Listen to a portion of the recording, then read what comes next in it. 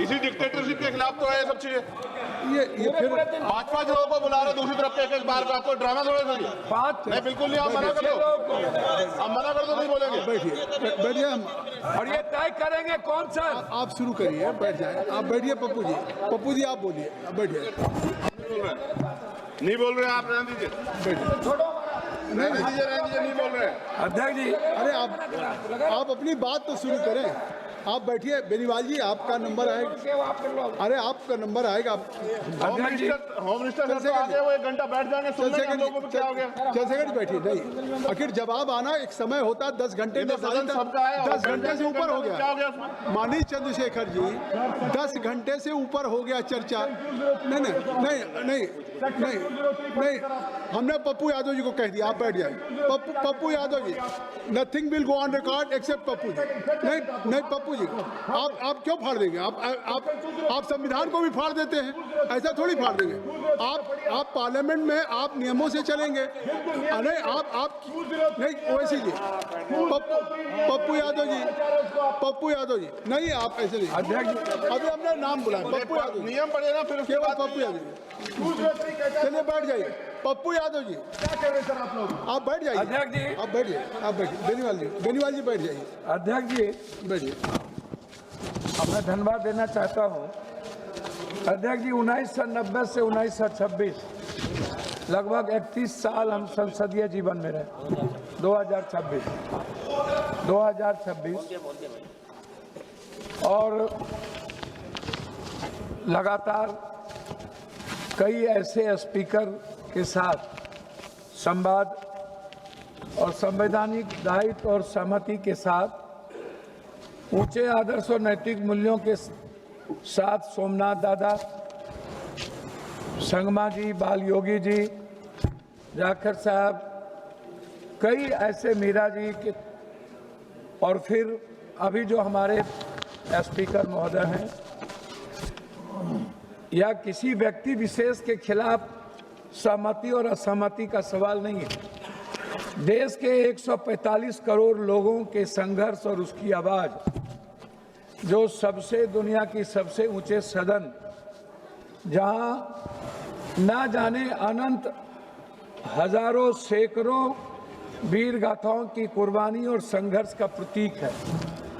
चाहे तिलका मांझी हो, भगवान बिरसा मुंडा हो, सिद्धू कानू हो, लोरिक हो, अल्लाह रुदल हो, बाबा साहब अम्बेडकर हो, चाहे वो संत रविदास हो, कबीर हो, चाहे दुनिया के जितने इतिहास, भगत सिंह, चंद्रशेखर जी, जिनका भी, अब्दुल हमीद, अशफाकुल्ला, जिनकी भी हिस्ट्री को आप ले ली, वह इसी लोकतांत्रिक मूल्यों की रक्षा के लिए इन्होंने कुर्बानी दी। हम सदन में इसलिए कुछ बात कहना चाहते हैं। उसमें सबसे बड़ी बात है कि जब भीड़ जो है ना, वह लोकतांत्रिक व्यवस्था की ताकत नहीं है, वो हिंसा का स्वरूप बन जाता है। हम अटल जी के साथ भी काम किए और उनके मंत्रिमंडल में भी थे। चंद्रशेखर जी, मुलायम सिंह यादव जी, और जो अभी हमारे एक मित्र कह रहे थे, बीजू दादा के साथ भी हमने संसदीय जीवन का निर्वहन किया। हम अटल जी के गवर्नमेंट में भी थे। हमें याद है अटल जी की एक एक शब्द को, अडवाणी जी के एक एक शब्द को, मुलायम सिंह जी और चंद्रशेखर जी किस तरह हाउस में हमको प्रोटेक्ट करते थे। हाँ, मंत्रिमंडल में थे। आपको याद नहीं है? फेडरल डेमोक्रेटिक पार्टी मंत्रिमंडल में थे। आप जानते नहीं, आप आए कब? मेरे यहाँ भुज्जा खाते थे आप, आपको पता नहीं है?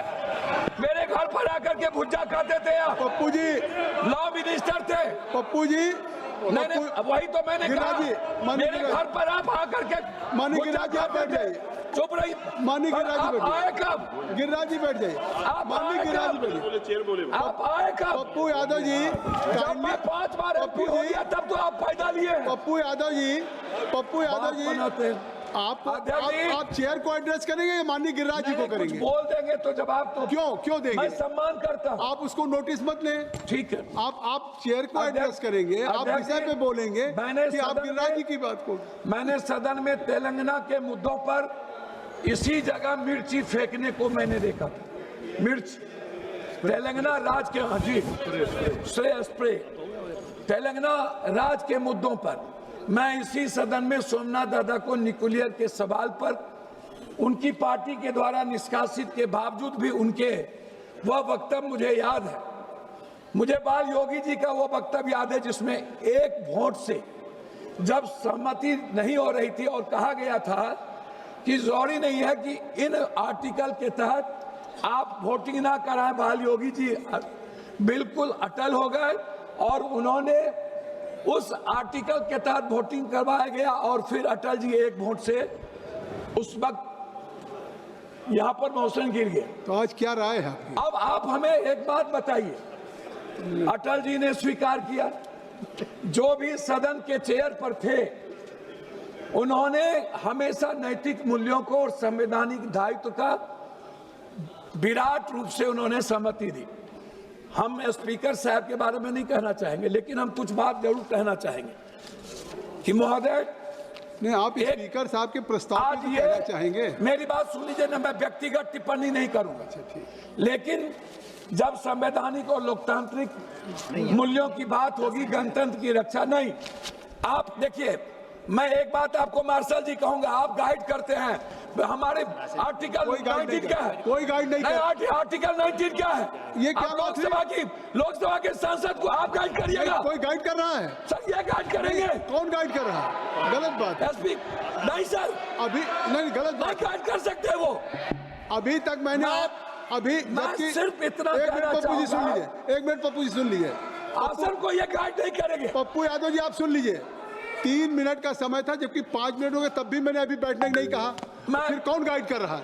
ये बात 3 मिनट अध्यक्ष महोदय, सीनियर सांसद इस तरीके से नहीं कहा जाता। तो मैं अपनी बात एक मिनट में अपनी बात मैं अपनी बात खत्म करने के पहले एक आग्रह करूंगा कि महोदय, 7 बार संसदीय जीवन में होने के बाद हमारे अनुराग जी कह रहे थे, एक बार इन लोगों को बोलिए पार्टी से अलग इंडिपेंडेंट चुनाव लड़े। आप कहे ये बात अच्छा लगेगा हमको। आप अनुराग जी की बात छोड़िए। और एक आग्रह है, मैं मानता हूं, इन्होंने चैलेंज करता हूं, और इन्होंने कहा मेरे बेटे के बारे में, मेरा बेटा IPL खेल रहा है, इससे मतलब नहीं। मैं बता दूं, अब ये किसी के कृपा में नहीं, उन्होंने चर्चा किया है। इस प्रस्ताव उन्होंने दूसरी चर्चा किया। अध्यक्ष महोदय, दूसरी चर्चा उन्होंने मेरे बारे में यह किया। नहीं, मैं लास्ट और करता हूं। अवसर मिलेगा जब ये बात आप कहिएगा। आपको अभी डिमांड पर ग्रांट्स में अवसर मिलेगा।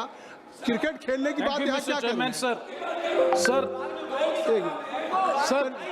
एक मिनट कंक्लूड कर दीजिए, अपनी बात कंक्लूड कर दीजिए। आडवाणी जी एक थे, हाँ, conclude। लेकिन जब भी कोई प्रतिनिधित्व करने का मौका था तो अटल जी को सिंगल होने के बाद सदन और सत्ता पक्ष उनको मौका देते थे।